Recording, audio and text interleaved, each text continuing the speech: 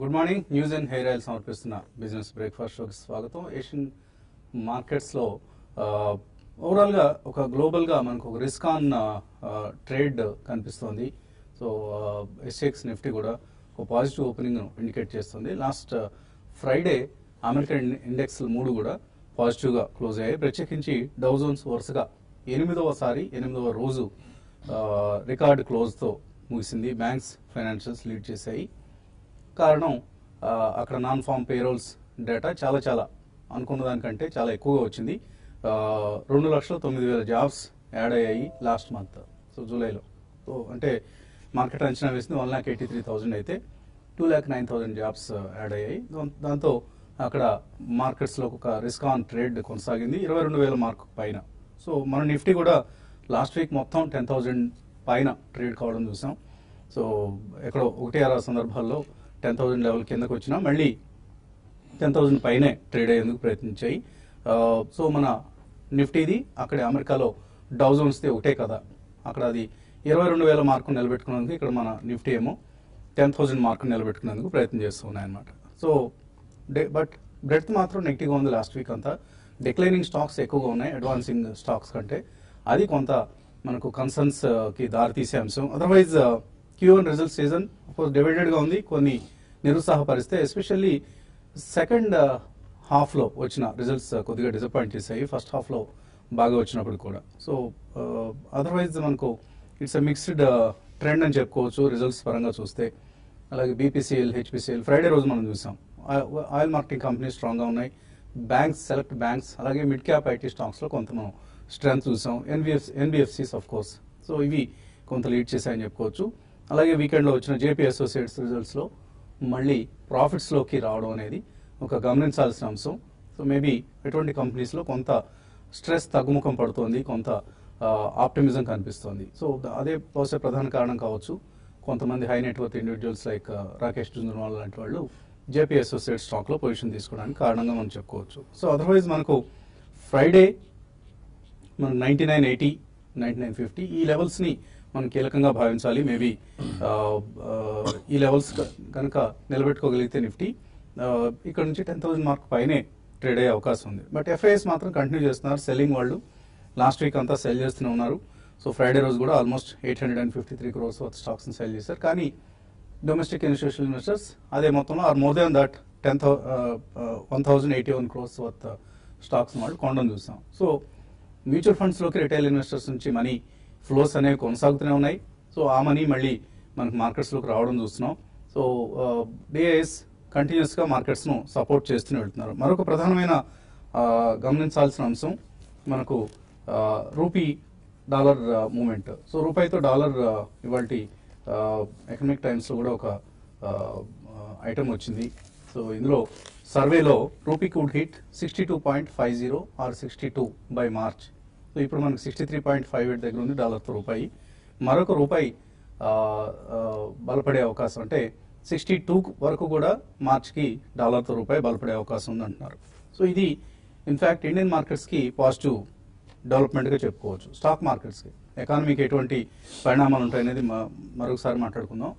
But markets పరంగా చూస్తే డాలర్తో రూపాయి బలపడినప్పుడల్లా మార్కెట్స్ చాలా స్ట్రాంగ్గా పెరగడం చూసాం. ఫర్ ఇన్స్టెన్స్ 2002 నుంచి 2007 ఈ 5 సంవత్సరాల వ్యవధిలో డాలర్తో రూపాయి 84% స్ట్రెంథెన్ అయింది. అప్పుడు 48 రూపీస్ పర్ డాలర్ ఉన్నది కాస్త 39 రూపీస్కి వచ్చింది ఆ సమయంలో. అప్పుడు నిఫ్టీ 600% పెరిగింది. సో డాలర్తో రూపాయి బలపడుతున్నప్పుడల్లా ఎఫ్ఐఎస్ మరింత మనీని ఇండియాలో ఇన్వెస్ట్ చేస్తారు. Because they will get more dollars. Market లాభాలకు తోడుగా మరిన్ని డాలర్లు కూడా వాళ్ళకి వస్తాయి when they sell, they redeem their investments. So 2002 to 2007 మనకు ఒక స్ట్రాంగ్ రూపీ ఉన్న సమయంలో నిఫ్టీ బాగా పెరగడం చూస్తాం. అలాగే 2009 నుంచి 11 వరకు రూపీ 12% పెరిగింది డాలర్తో. అంటే 50 రూపీస్ నుంచి 44 రూపీస్కి తగ్గిపోయింది అనమాట డాలర్తో రూపాయి విలువ. అంటే రూపాయి స్ట్రెంథెన్ అయింది. సో ఆ సమయంలో నిఫ్టీ 128% పెరిగింది. 2011 to 2013 ఆ 2 సంవత్సరాల వ్యవధిలో 56% రూపీ బలహీనపడింది. అంటే 44 రూపీస్ ఉన్న డాలర్తో రూపాయి మార్గం 58 రూపీస్ అయింది. సో ఆ సమయంలో నిఫ్టీ 25% తగ్గింది. 2014 to 2016 చూస్తే 16% రూపీ బలహీనపడింది, అంటే 58 రూపీస్ నుంచి 68 రూపీస్కి వెళ్ళింది. సో ఆ సమయంలో నిఫ్టీ 24% తగ్గింది. అలాగే 16 నుంచి చూస్తే మనకు ఇప్పుడు దాకా 6% రూపీ బలపడింది. 68 రూపీస్ నుంచి ఇప్పుడున్న సే 63.58. సో ఆ లెవెల్కి మనం చూస్తున్నాం రూపీ బలపడటం. దీనివల్ల నిఫ్టీ 48% పెరిగింది ఈ లాస్ట్ 1.5 ఇయర్లో అనుకోవచ్చు.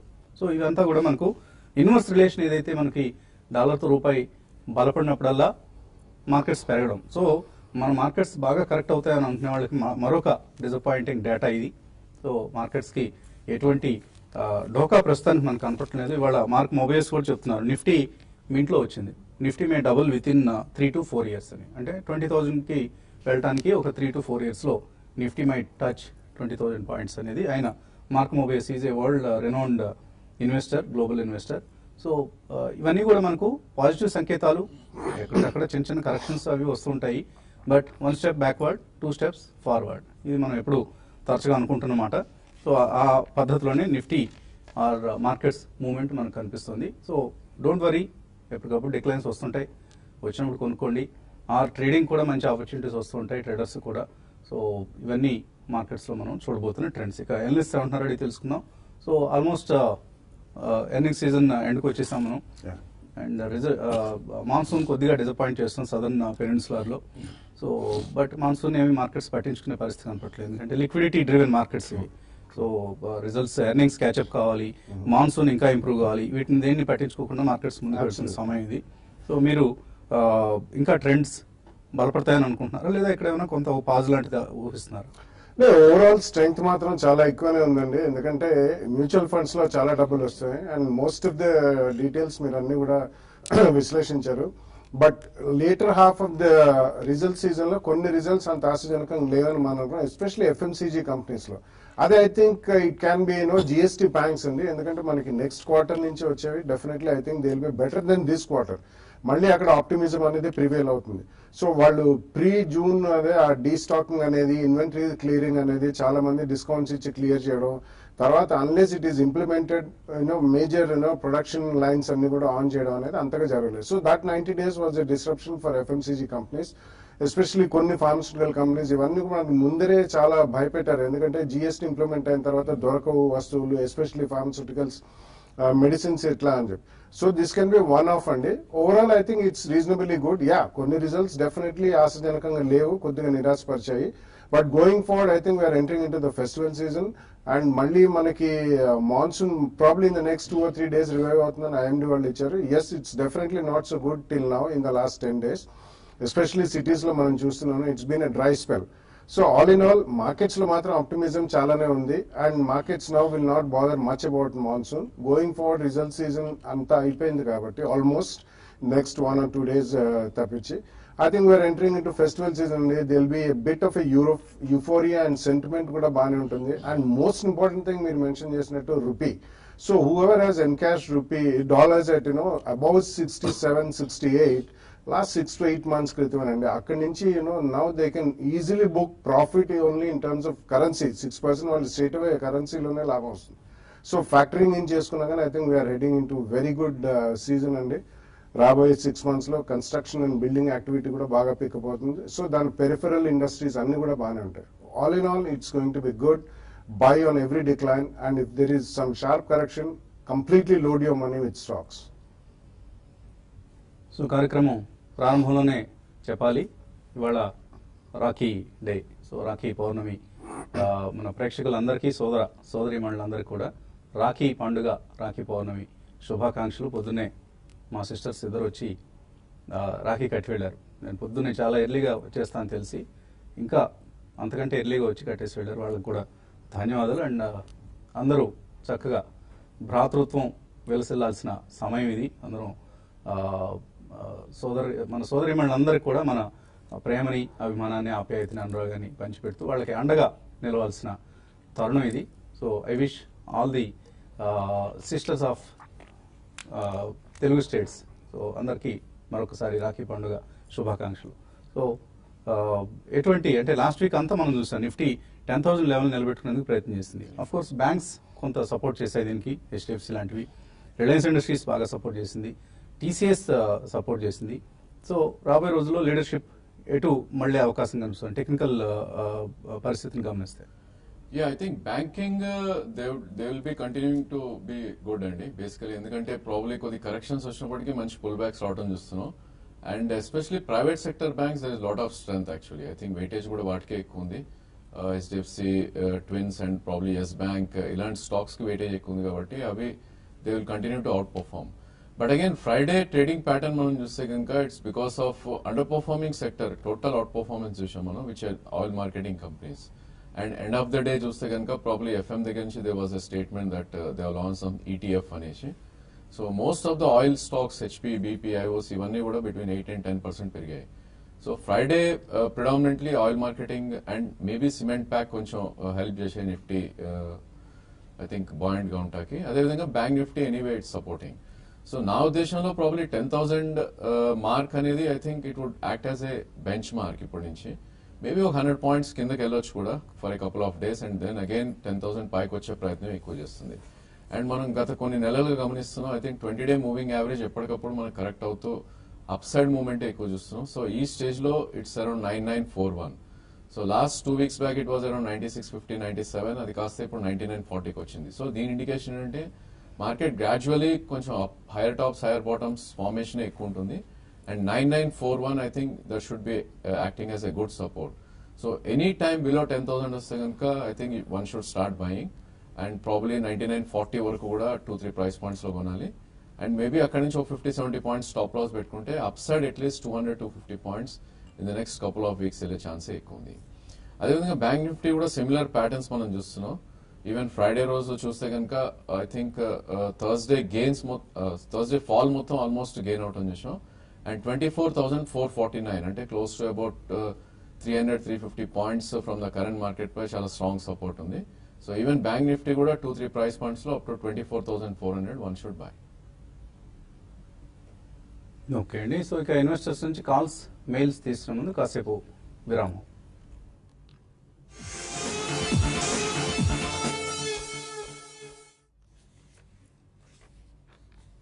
న్యూస్ అండ్ హెయిర్ ఆయిల్ సమర్పిస్తున్న బిజినెస్ బ్రేక్ఫాస్ట్ షోకి తిరిగి స్వాగతం. మార్కెట్స్ ఫ్లాట్ గా ఓపెన్ అయ్యేందుకు అవకాశం కనిపిస్తుంది. ఎస్ఎక్స్ నిఫ్టీ పాజిటివ్ నుంచి కొద్దిగా స్లైట్లీ నెగిటివ్ అంకెలో కనిపిస్తుంది మనకు. సో లాస్ట్ వీక్ మనం అనుకున్నాం రిలయన్స్ ఇండస్ట్రీస్, టీసీఎస్ ఇలాంటి స్టాక్స్ నిఫ్టీకి ప్రధానంగా సపోర్ట్ గా నిలిచాయని. So Reliance Industries market cap last week 9,186 crores పెరిగింది. 5,27,000 crores ఇప్పుడు సుమారుగా. అలాగే TCS 7,657 crores market cap add కావడం చూసాం, 4.82 crores. తర్వాత హెచ్డిఎఫ్సి బ్యాంక్ 3,270 crores యాడ్ అయింది last week, 4.61 crores, 61 lakh crores వచ్చింది. అలాగే ఎస్బీఐ 5,395 crores పెరిగింది అండ్ 2.63 lakh crores వచ్చింది. హెచ్ఈఎల్ 8,000 crores పైగా మార్కెట్ క్యాప్ లాస్ట్ 1 week లో యాడ్ కావడం చూసాం. నష్టపోయిన ITC 12,000 crores market cap last week, approximately 13,000 crores last చూసాం మనం మార్కెట్ క్యాప్ దృష్ట్యా చూస్తే. 3.41 lakh crores వచ్చింది ITC. HDFC 2.76 lakh crores with -8,000 crores market cap loss. Infosys కూడా లాస్ట్ వీక్ సుమారుగా 3,000 కోట్ల రూపాయల మార్కెట్ క్యాప్ నష్టపోయింది. సో ఈ వీక్ ఎవరు విన్నర్స్ గా నిలవబోతున్నారు? Let's wait and watch. Callers line లో ఉన్నారు. హైదరాబాద్ నుంచి Gopi. Sir good morning sir. Morning అండి, అడగండి. సార్ నేను 2 స్టాక్స్ ని హోల్డ్ చేస్తున్నాను. ఒకటి హెచ్డిఐఎల్ 93 లెవెల్స్ లో, HDIL. Second one is Ashok Leyland 83 levels నుంచి హోల్డ్ చేస్తున్నాను. సో అశోక్ లేలాండ్ విషయానికి వస్తే కొంచెం ఒక 50% ప్రాఫిట్ లో ఉన్నాను సార్ నేను. హెచ్డిఐఎల్ చూసినట్లయితే 20% వరకు లాస్ లో ఉన్నాను. సో ఈ స్టేజ్ లో యావరేజ్ చేయమంటారా లేదంటే ఎగ్జిట్ అవ్వమంటారా సార్? రెండు హోల్డ్ చేయొచ్చా? అశోక్ లేలాండ్ లో ప్రాఫిట్ బుక్ చేయొచ్చా? No, I don't think అండి Ashok Leyland is performing stock. Almost మీరు మంచి ప్రైస్ లో కొన్నారు 83 అంటే ఇట్స్ క్లోజ్ టు అబౌట్ 105 ఇప్పుడు. సో డెఫినెట్లీ హోల్డ్ చేయొచ్చండి. Next 1 year I think it will give at least 20-25% return ఇక్కడ నుంచి కూడా. But again it's a tradable stock. ఎఫ్ఎండోలో ఉంది కాబట్టి మీకు 5-10% అప్ అండ్ డౌన్ మూవ్స్ ఉంటాయి. సో ఐ థింక్ మీరు ఒక 50% మీ ట్రేడింగ్ యూజ్ చేయొచ్చు. మేబీ 115-120 వస్తే కనుక అక్కడ ఒక 50% అమ్మి, అండ్ బిలో 95-96 అరౌండ్ ఉంటే కనుక ప్రాబ్లీ అక్కడ మళ్ళీ బై చేసే ప్రయత్నం చేయొచ్చు. HDL is a high beta stock అండి. ప్రాబ్లీ ఆ స్పేస్ లో ఇట్స్ అండర్ పర్ఫార్మింగ్ స్టాక్ గానే చెప్పుకోవచ్చు. ఎందుకంటే ఈ స్టాక్ ఆల్మోస్ట్ మనకి మే మంత్ లో టాప్ అవుట్ అవడం చూసాం 101.90, అండ్ మొన్న ఫ్రైడే రోజు డ్రాస్టిక్ గా పడుతుంది చూసాం. They might be some news coming out అండి నెక్స్ట్ కపుల్ ఆఫ్ డేస్ లో. ఒక బ్యాడ్ న్యూస్ ఏమైనా వచ్చే ఛాన్స్ కూడా డెఫినెట్లీ ఉంది ఈ స్టాక్ లో. ఎందుకంటే 200-day మూవింగ్ యావరేజ్ 82 కింద క్లోజ్ అయింది. అండ్ స్టీప్ కట్ మనం ఫ్రైడే విషయం విత్ గుడ్ వాల్యూమ్. సో నా ఉద్దేశంలో ప్రాబ్లీ ఈ స్టాక్ లో మీరు ఐ థింక్ పుల్ బ్యాక్స్ లో ఎగ్జిట్ అయ్యే ప్రయత్నం చేయాలి. నా ఉద్దేశంలో 82 దగ్గర ఒక కీ రెసిస్టెన్స్ ఉంటుంది. అండ్ ఒకవేళ దాటింది అంటే కనుక 86 నుంచి 88 మధ్యలో. సో మీరు 93లో కొన్నా అన్నారు. నా ఉద్దేశంలో 87-88 ఇన్ కేస్ పుల్ బ్యాక్ వస్తే కనుక అక్కడ ఎగ్జిట్ అయ్యే ప్రయత్నం చేయండి. అదేవిధంగా ఉన్న పొజిషన్ 68 కింద క్లోజింగ్ బేసిస్ మీరు స్టాప్ లాస్ అనేది పెట్టుకోవాలి. తర్వాత కాలర్ విజయవాడ నుంచి రవీంద్ర లైన్ లో ఉన్నారు.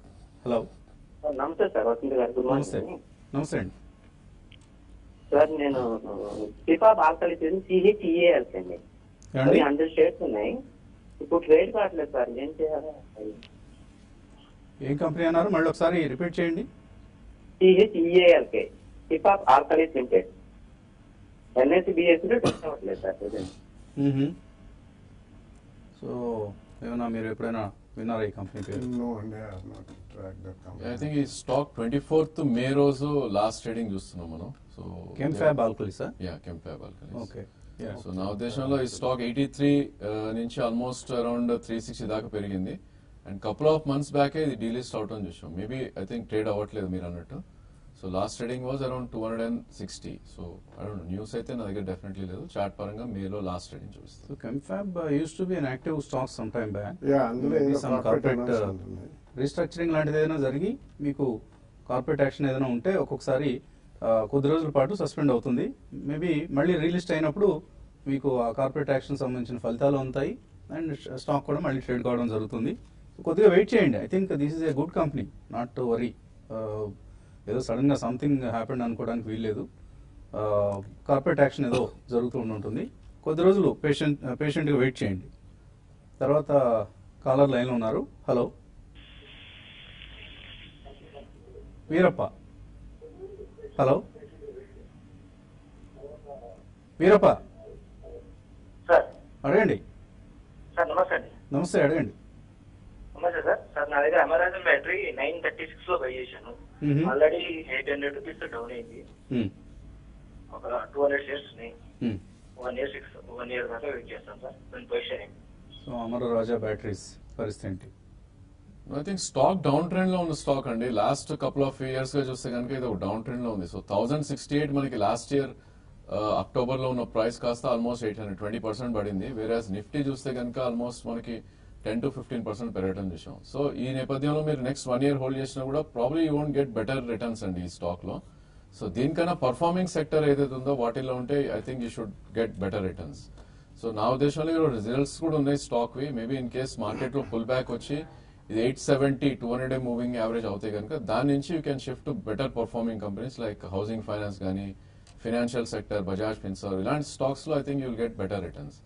So all in all Amara Raja నుంచి షిఫ్ట్ అయ్యి ఫైనాన్షియల్ సెక్టర్ లోకి వెళ్ళండి. అక్కడ నెక్స్ట్ 1 year లో మంచి రిటర్న్స్ వచ్చే ఛాన్స్ ఎక్కువ ఉంది. Something is wrong. ఎందుకు అమర రాజా వెనకబడుతుంది అన్నది మనకు అర్థం కాదు. మేబీ కమాడిటీ ప్రైసెస్ కొద్దిగా పెరగటం అనేది మేబీ మార్జిన్స్ ని దెబ్బతీసే ఉండొచ్చు. బట్ అదర్వైజ్ స్టాక్ ఎందుకనో బాగా logging behind.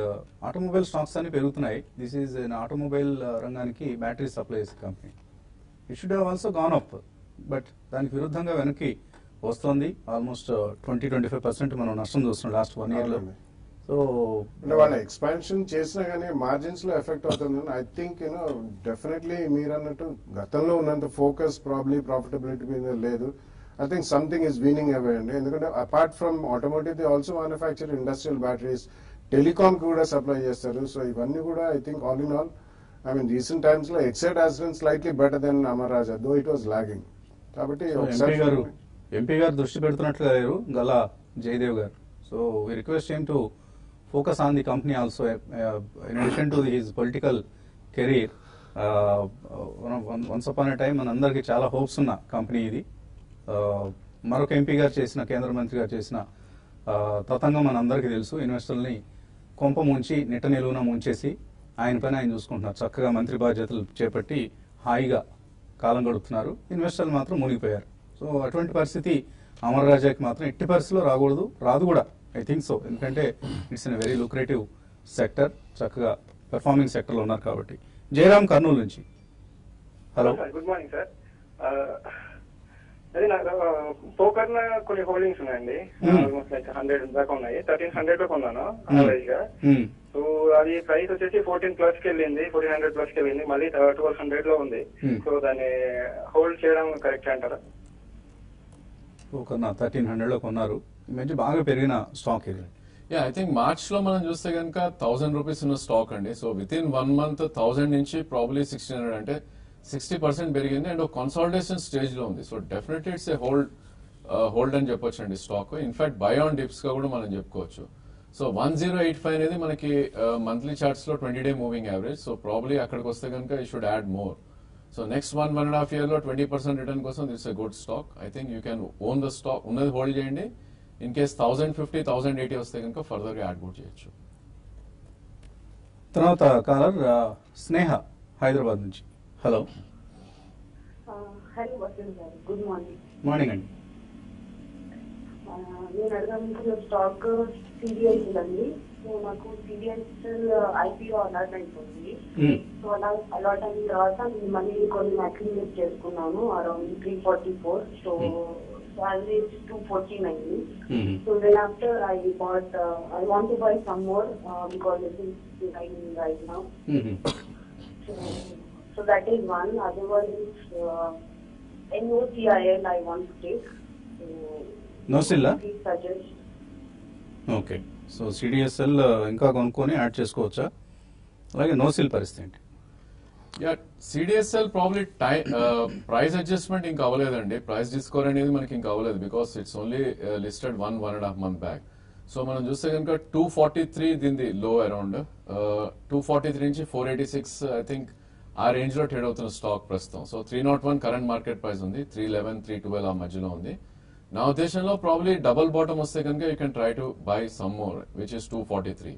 So not to miss out, maybe 290 నుంచి 240 మధ్యలో I think next 2 price points లో మీరు తీసుకోవచ్చు. But again 3 to 4 years view ఉండాలి స్టాక్ మీకు, అప్పుడే I think you will make good returns. And NOCIL చూస్తే కనుక ప్రాబ్లీ ఈ స్టాక్ లాస్ట్ 7 to 8 months లోనే ఆల్మోస్ట్ 60 రూపీస్ నుంచి 150 దాకా పై రిటర్న్ చేశాం. సో ఫస్ట్ ఎంట్రీ పాయింట్ నా ఉద్దేశంలో I think 20-day moving average which is around 130. So ఇక్కడ నుంచి ఒక 9 రూపీస్ కరెక్ట్ అవుతే కనుక అరౌండ్ ఫస్ట్ ప్రైస్ పాయింట్ మీరు తీసుకోవాలి. అదేవిధంగా స్వింగ్ లో ఏదైతే ఉందో 119 దగ్గర ఒక కీ సపోర్ట్ ఉంది. సో 130 నుంచి 119 మధ్యలో I think 2 or 3 price points you can buy. And 1 year లో 10 to 15% రిటర్న్ కోసం ఈ స్టాక్ ని మీరు చూస్ చేసుకోవాలి. ఓకే అండి. ఇంకా కాల్స్ వెయిట్ చేస్తున్నాయి, అలాగే మెయిల్స్ కూడా ఎదురు చూస్తున్నాయి, కానీ సమయం మించిపోయింది. సో యూట్యూబ్ ప్రసారాలు కలుసుకున్నప్పుడు కాల్స్ అండ్ మెయిల్స్ తీస్తున్నాం. Keep watching TV5.